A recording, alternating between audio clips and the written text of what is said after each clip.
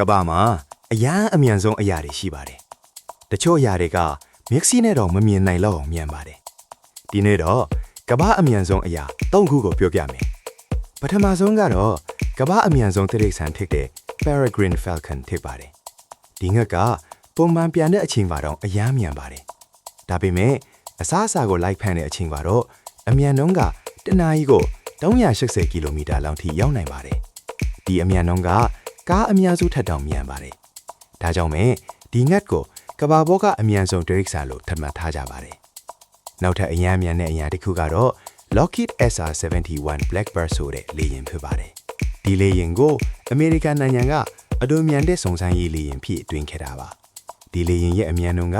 တနာရီကို3500ကီလိုမီတာထိရောက်နိုင်ပါတယ်ဒီလောက်မြန်တဲ့အတွက်ဒုံးကြီးတွေတောင်တစ်ခါလေးမလိုက်နိုင်ဘူးလို့ဆိုကြပါတယ်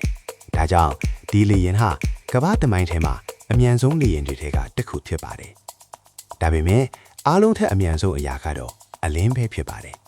Speed of Light ကိုကမ္ဘာပေါ်မှာရှိတဲ့အမြန်ဆုံးအရာအဖြစ်သိပ္ပံပညာရှင်တွေသတ်မှတ်ထားပါတယ်